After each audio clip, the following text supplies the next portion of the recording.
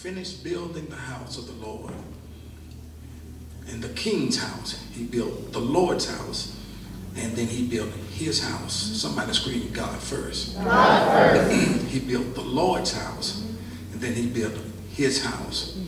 And read. And all Solomon's desire, which he was pleased to do, that the Lord appeared to Solomon the second time, as he had appeared unto him at Gibeon. Underline second time. This is not the first time. This is the second time the Lord appears to David's son. You got to know that he's David's son. It gives you a concept of how he must have been trained as a boy. The Lord appears to him the second time. And the Lord said unto him, I have heard thy prayer and thy supplication that thou hast made before me. I have hallowed this house which thou hast built, to put my name there forever, and mine eyes and my heart shall be there perpetually. I made the house holy. I heard you. The house that you have built, my name will be there perpetually, all the time. That means I'm not going to leave except you force me out. He says, my eyes and my heart shall be there. Aren't you glad that God's eyes and his heart is with us? God is watching you. God is watching us. By virtues of him declaring that he would be in his midst, or in our midst, we know that he is aware of what's going on in our environment. There is nothing overtaking heaven by surprise. Whatever we're surprised with in the earth is simply an earthly surprise. And we have to struggle to the end of the thing, whereby God is in heaven, seeing if we're going to use his word to get to the final result. He sees, he knows, and there are times we go through different things in life. We've got to understand this. Whatever it is, regardless of how bad it is or how good it is, God has his eyes on it. And not only is his eyes on it, but his heart is in it. It's different than seeing something. You can ride down the highway and see an accident on the side of the road. Your eyes is on it. But if you know who that person is, your heart is in it.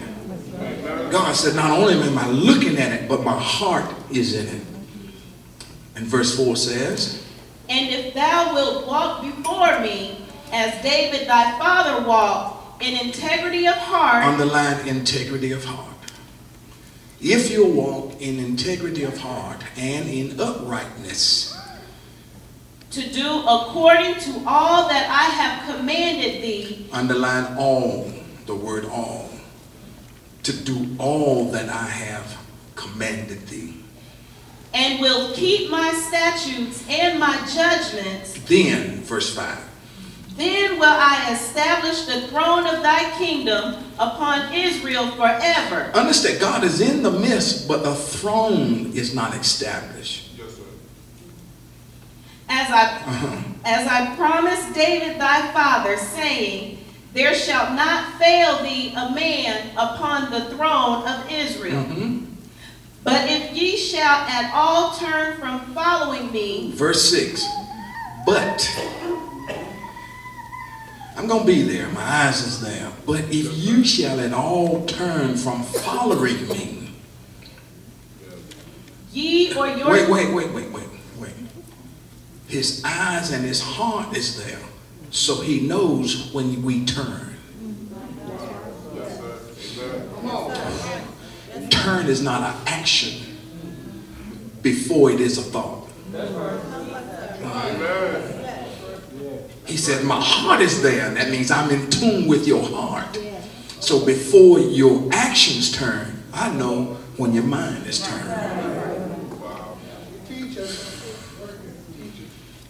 Reading. ye or your children, and will not keep my Wait, commandments. wait, I can't go that fast. But if ye shall at all turn from following me, here it is. Ye or, don't make me preach now. He says you or your children, which strongly suggests that a parent is accountable for making sure that a child doesn't turn. Y'all don't know. Tell somebody, I'm responsible for my children. If your children is running amok, the glory of God can leave us because you won't do what you ought to be doing with your, it's in the text, it's in the text. He says not only will you not turn, but you got to make sure that your children don't act like Beelzebub. Make sure your children don't act like the devil. When my children are a certain age, I am their God. I was getting some amens. Come on, we want the glory of God to stay, and the Lord been dealing with it. He said, if you get the children back in, my glory will come back in, because people are going to heaven and leaving the children to go to hell.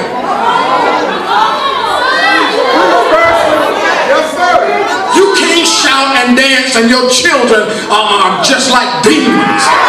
You got to stop shouting and go home and teach these children how to be saved. That's why the glory of God is departing from the church.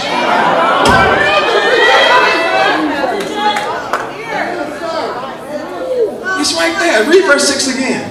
But if ye shall at all That's turn you. If you shall at all turn from following me, ye or your children, and will not keep my commandments and my statutes, which I have set before you, but go and serve other gods and worship them. Stop. What is the subject? What is it? The enemy of compromise. See, before I get deep in this, let me deal with the elementary part of compromise. We ain't compromising with drinking. We ain't compromising with smoking and doping. We ain't compromising with all this other. We compromising with family.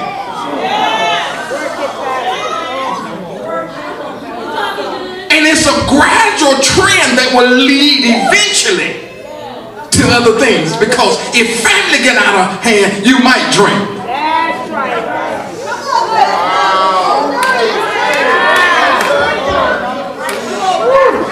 If husband get out of hand, you might want to take a drink.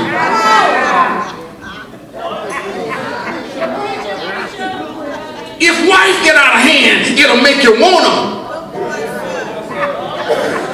Come on, brethren, can I help you? The enemy of compromise.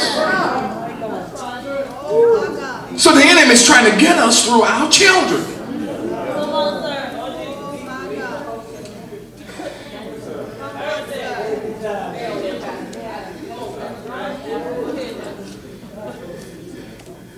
This is tight, y'all. This is tight. When the word of God comes, mamas and daddies ought to make your children wake up and listen.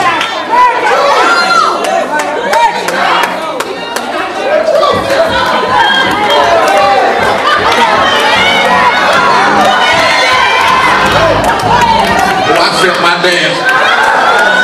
Because we want to dance on a house. We want to dance on a car. You need to dance on this. Tell your children when the preacher get up, you wake up.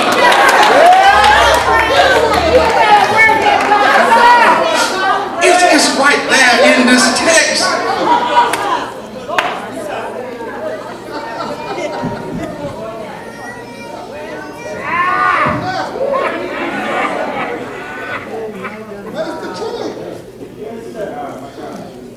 Our children are gradually